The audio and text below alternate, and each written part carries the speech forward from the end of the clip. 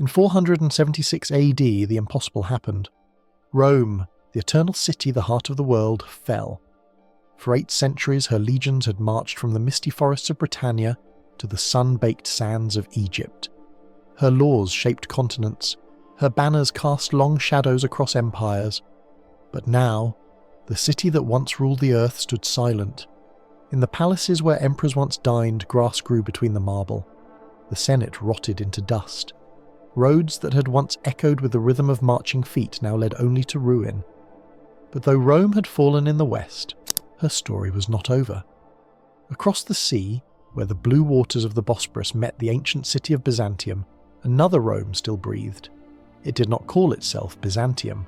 It called itself the Roman Empire. Its capital, Constantinople, was a fortress of marble and gold, standing defiant against the centuries. From its walls, the double-headed eagle watched east and west alike, one eye on the ghosts of fallen emperors, the other on the world yet unconquered. This was not the Rome of togas and triumphs. It was a new Rome, forged from survival, faith, and steel. The old empire had been an ocean of provinces, sprawling and slow. The new one was smaller, sharper, harder, a blade honed by adversity. Its people spoke Greek, but still called themselves Romans. Its generals prayed in churches instead of temples, yet marched under the same ancient banners. To them, the empire had not fallen. It had simply shifted its heart. At the centre of this reborn world stood Emperor Anastasius I, a man of order, discipline, and quiet vision. When he took the throne in 491 AD, the Eastern Empire was brittle. Corruption bled its treasury, soldiers went unpaid, and enemies tested its borders. Anastasius was no conqueror. He was a reformer, but in his own way, that made him far more dangerous. He rebuilt the empire from within. He replaced chaos with structure, waste with precision, and greed with accountability. Gold, once lost to corrupt officials, now filled the imperial coffers. Tax reforms restored fairness and efficiency. The army, once starving for pay, was now fed and loyal. By the end of his reign, Anastasius had transformed the East from a trembling survivor into a thriving power. He left behind a treasury overflowing with coin, a bureaucracy that worked, and a people who, for the first time in generations, believed in their empire again. But no empire exists in peace forever. To the east, across the deserts of Syria and the mountains of Mesopotamia, another ancient power waited, the Sasanian Empire of Persia. Persia had been Rome's shadow for centuries. Their empires were like twin suns, destined to clash until one burned the other from the sky. From Caesar's legions to Constantine's crusades, the rivalry had never truly died. It only slept.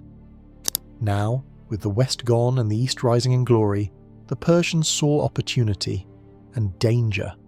The balance of power was shifting. The Romans were growing rich again, organised, disciplined, united under faith. To Persia's king Kavadh I, that could not be ignored. In the year 502 AD, war returned. Persian banners rose on the horizon, their silver spears glinting beneath a blood-red sun. Cities that had long known peace braced for siege. Fortresses on the frontier stirred to life.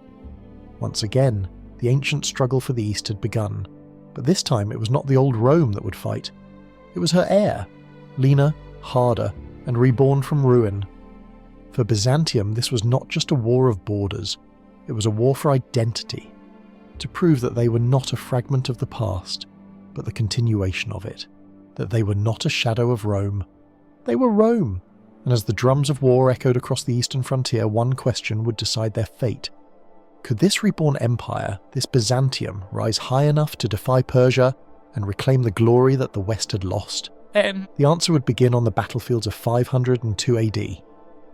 A war that would decide not only who ruled the East, but whether Rome itself still lived. The drums of war had not yet begun to beat. But within the marble heart of Constantinople, the empire was already preparing. When Emperor Anastasius I rose to the throne in 491 AD, the Eastern Roman Empire was fragile, not in ruins like the West, but cracked, strained, and dangerously divided. The treasury was bleeding, the army underpaid, and the bureaucracy rotten with bribery. The shadow of civil unrest still hung over the empire. The powerful Isaurian faction, mountain warriors from Anatolia, who had dominated the court under Emperor Zeno, refused to accept Anastasius's rule. They rose in open revolt, plunging the empire into years of bloody insurgency. But Anastasius was not a man easily shaken. Where others saw chaos, he saw calculation. He waged war not only with soldiers, but with systems. While his generals crushed the Isaurians in the mountains, Anastasius began his real war, against corruption, inefficiency, and waste. Every coin, every tax, every decree now passed through imperial scrutiny. He cut unnecessary spending, restructured tax collection, and forced the provinces to become self-sufficient. His reforms were not glamorous, but they were revolutionary. He introduced a new, stable currency, the follis, a copper coin that restored balance to daily trade and gave merchants the confidence to deal in Byzantine markets again. He reorganized the empire's financial system, ensuring that soldiers were paid in full and on time, a detail that may have saved the empire more than once. The results were astonishing. By the middle of his reign, Anastasius had turned bankruptcy into surplus. When he died, he left behind a treasury containing nearly £320,000 of gold, a sum so vast it would fund wars, cities, and fortifications for decades to come. But money was only half the empire's armour.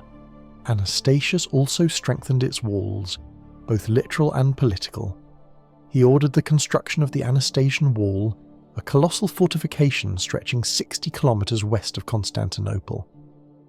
Built to shield the capital from barbarian raids, it stood as a physical testament to his philosophy: protect what endures, rebuild what breaks, and spend nothing on glory that fades. Inside the empire, he curbed the power of the aristocracy and cut the influence of opportunists who fed on imperial favour. He was not universally loved. The Senate resented his austerity, and the Church questioned his religious positions. But no one could deny his results. Anastasius ruled not through charisma, but through competence. And competence in an age of chaos was power. Under his guidance, the Eastern Empire became what the Western had failed to be, a state that could stand on its own.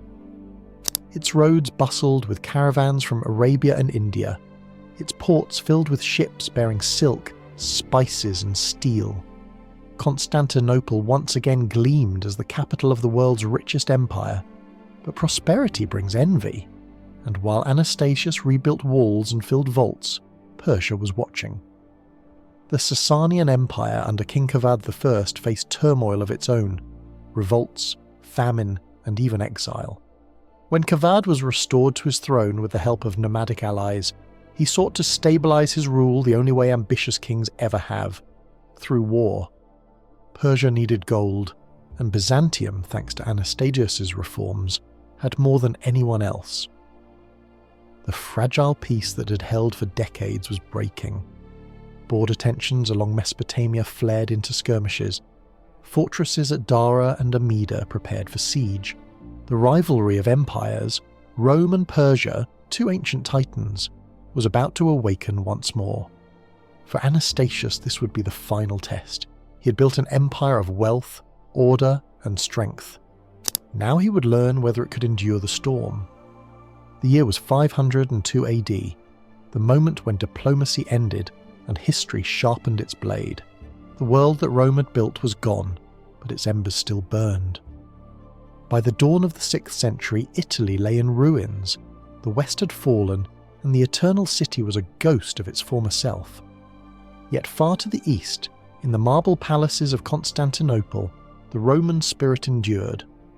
The Eastern Empire, Byzantium, had watched its sister collapse, and now stood alone against a world carved up by barbarians and rivals. The empire's survival was not inevitable. Persia, the eternal nemesis, stood ready across the desert frontier, its Shahanshah eager to strike while Rome's eastern half reeled from decades of internal decay.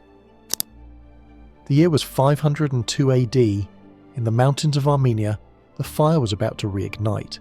The frontier between the Roman East and the Sassanid Empire had always been a scar that refused to heal. From the Euphrates to the Caucasus, border fortresses watched one another like wary predators, but now the fragile peace collapsed when the Persian king, Kavadh I, struck first. His army swept into Roman lands, capturing Theodosiopolis and laying siege to Amida, one of the empire's strongest fortresses. Inside its walls, 10,000 Roman defenders braced for the storm. The siege dragged for months, bitter, brutal, and unrelenting. When Amida finally fell, nearly every defender was slaughtered, and the Eastern Empire was shaken to its core. But Byzantium did not break. From the ashes of humiliation, the empire began to remember what it was. In Constantinople, the Emperor Anastasius I, old, calculating, and disciplined, ordered a total mobilization. Gold flowed from the city's vaults into the hands of generals. Armies were raised in Syria and the Balkans. Engineers were sent east to rebuild the shattered fortresses of Mesopotamia. The empire was awakening. But Anastasius knew this was not merely a border conflict. It was a test of Rome's right to exist. The West had perished because it could not defend itself. The East would not share its fate. To contain Persia, Anastasius turned to his generals, among them Sila, the master of soldiers in the East, who began to rally Roman legions for a counter-offensive. At the same time, the emperor ordered the construction of a monumental new fortress, Dara. Built stone by stone just across from the Persian stronghold of Nisibis, Dara would become the shield of Mesopotamia, a symbol that Rome still stood defiant. By 504, Roman armies were pushing back. In Armenia, local revolts disrupted Persian control, and Roman counterattacks reclaimed lost ground. Both empires bled, and neither could force a decisive victory. When famine struck Persia, Kavadh sued for peace. After 4 years of brutal fighting, the First Great Byzantine-Persian War ended, not in triumph, but in survival. For the first time since the fall of the West, the Eastern Roman Empire had faced a major foreign invasion and endured. The year 506 marked the beginning of something new. The war had proven that Byzantium was no mere echo of Rome. It was Rome reborn. In the streets of Constantinople, the people no longer whispered of collapse. They spoke of fortresses rising, of armies marching, and of emperors who remembered the old strength. The phoenix had not yet taken flight, but its wings had begun to stir. The year was 502 AD, and across the eastern frontier the horizon began to burn. From the rugged mountains of Armenia to the parched plains of Mesopotamia, the ancient struggle between Rome and Persia flared to life once more. But this was not the Rome of old, not the fading empire gasping for survival in the West. This was Byzantium, renewed, rearmed, and ready to test the legacy it had rebuilt from ashes. In Ctesiphon, the Sasanian king Kavadh I faced his own desperation. Driven from his throne, humiliated by rebellion, and denied aid by the Romans, he turned to war as both vengeance and necessity. Gold and glory lay across the border, and the fortresses of the Eastern Empire stood squarely in his path. The peace that had lasted for nearly 20 years was about to be shattered. When news reached Constantinople, Emperor Anastasius I knew this was no mere border raid. Persian armies were crossing in force, heavy cavalry, war elephants, siege engines, marching under the banners of a king who believed divine fire was on his side. To the Byzantine world, this was the first true test of all they had rebuilt since Rome's collapse, and failure would mean proving the old cynics right, that Byzantium was a ghost, not an empire. Across the eastern provinces, alarms rang from city to city. The legions of the East, men hardened by years of frontier duty, were called to arms. Fortresses at Dara, Edessa and Amida prepared for siege. The emperor's treasuries, rebuilt through decades of careful reform, were opened. The coins minted by Anastasius's fiscal discipline now became the lifeblood of war. It was time to see if the wealth of peace could fuel the fire of defence. In the war councils of the capital, generals debated strategy. Should they strike first, or hold the line until the Persians revealed their plan? Messengers raced through Anatolia with orders written in the emperor's steady hand.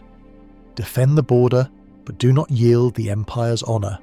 In the spring of 503, Kavadh's forces descended upon the Roman fortress of Amida, one of the strongest bastions of the East.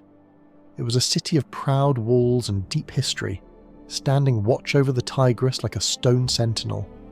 To the Persians it was a prize, to the Byzantines it was a symbol, the gateway between worlds. But even as the thunder of war approached, the empire did not panic. This was no panicked defence of a dying realm. Anastasius's empire had roads that worked, coffers that filled, and legions that obeyed.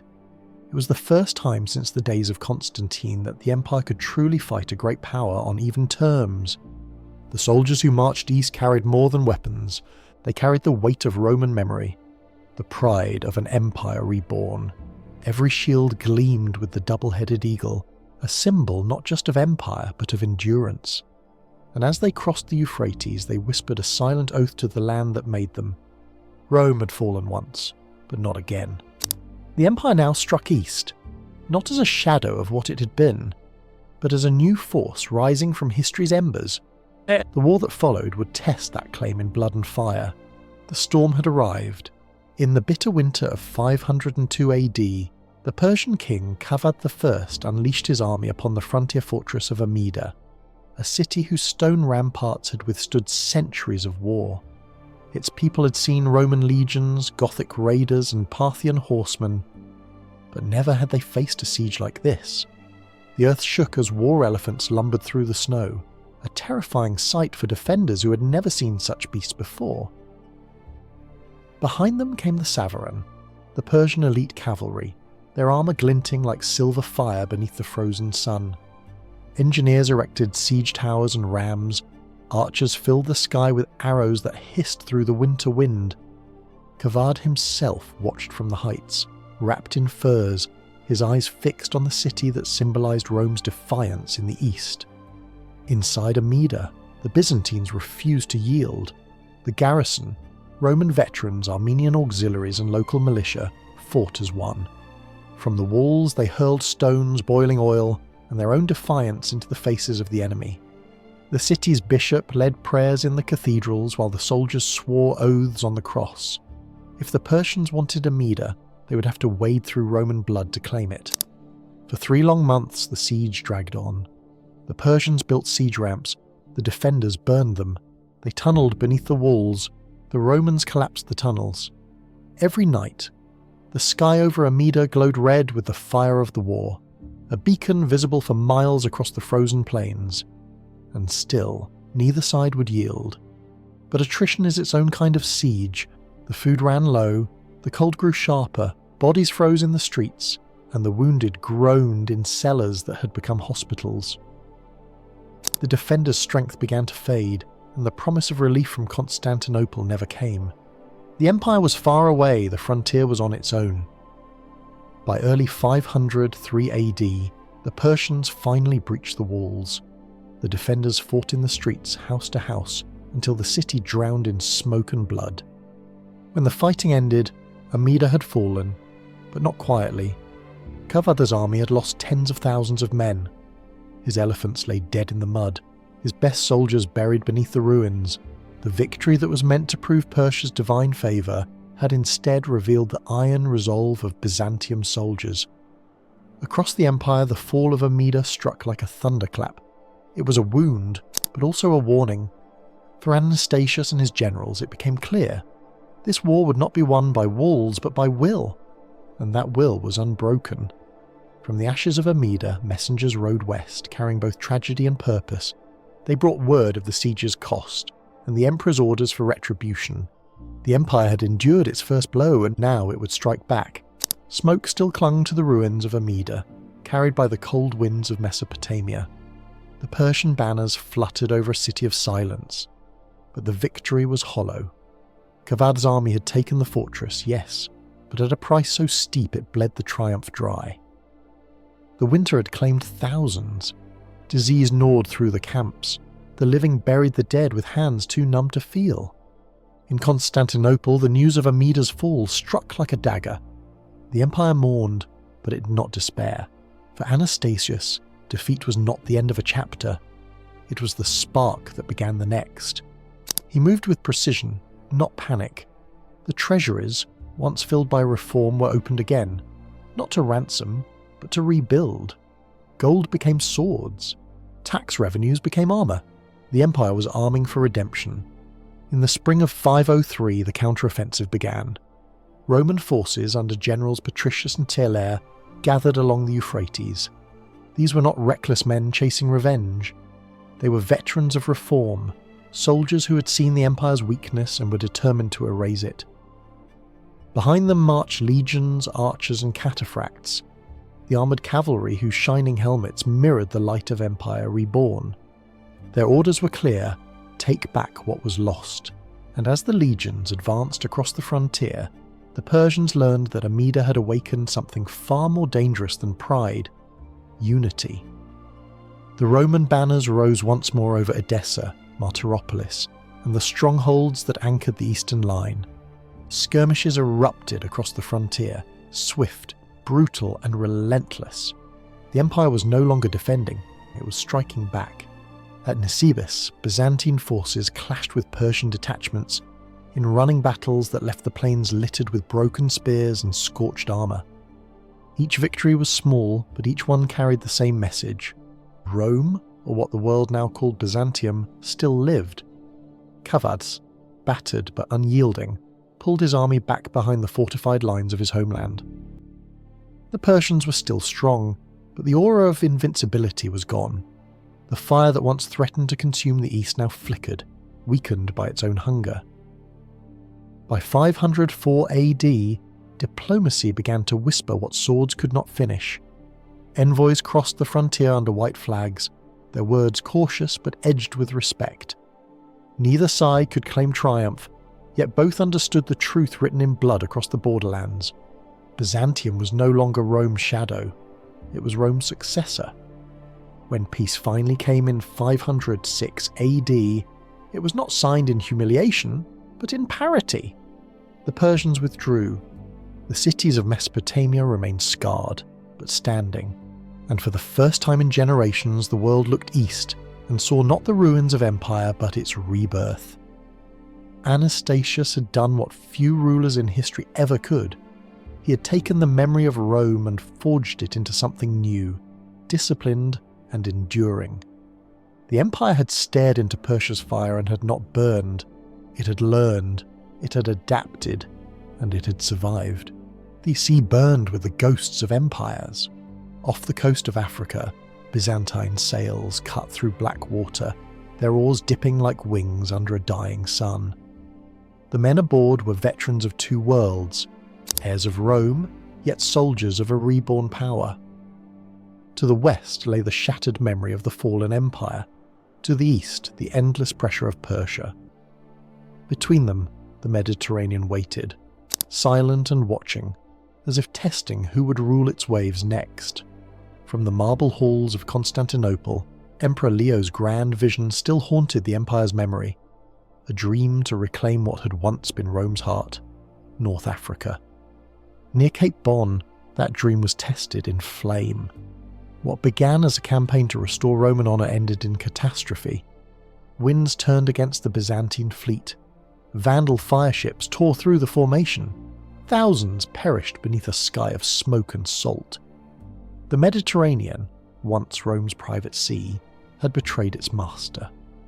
The loss at Cape Bon struck deeper than the wreckage itself. It reminded the empire that the past could not be reclaimed by nostalgia or memory alone. Rome's age of conquest was gone. Byzantium would have to forge a new kind of power, one built not on expansion, but on endurance. In the east, as the smoke cleared over Africa's waves, the frontier with Persia settled into an uneasy silence. The war that had once set east and west ablaze was finally beginning to fade. Battlefields that had echoed with the clash of iron now lay quiet beneath the wind. The rivers of Mesopotamia, once crimson with blood, shimmered again beneath the morning sun. But peace, in Byzantium's world, was never simple. It wasn't triumph that returned to Constantinople, it was exhaustion. Decades of struggle had drained the empire's coffers and tested its faith. Yet somehow, against all odds, the Eastern Empire still stood, breathing, rebuilding, enduring. From the throne, Emperor Anastasius looked out over a realm that had survived where Rome had fallen. His reforms had strengthened its heart, his wars had tempered its will. And though Persia remained unbroken to the east, Byzantium had proven something greater than victory: resilience. In the silence that followed the final treaty, the empire turned inward. Fortresses rose along the frontier, walls were strengthened, and trade once again hummed through the streets of Constantinople. The scars of war became the foundations of strength. From these ashes, Byzantium had done what Rome could not: endure. It had outlasted famine, rebellion, and the fire of Persia's wrath. Where the old empire had collapsed beneath its own weight, Byzantium adapted, transformed, and survived. The shadow of Cape Bon faded into memory, but its lesson endured: that glory was no longer found in conquest, but in survival. From the embers of Rome's fall, Byzantium had risen, tempered by loss, defined by endurance, and destined to shine as the bridge between the ancient and the medieval world.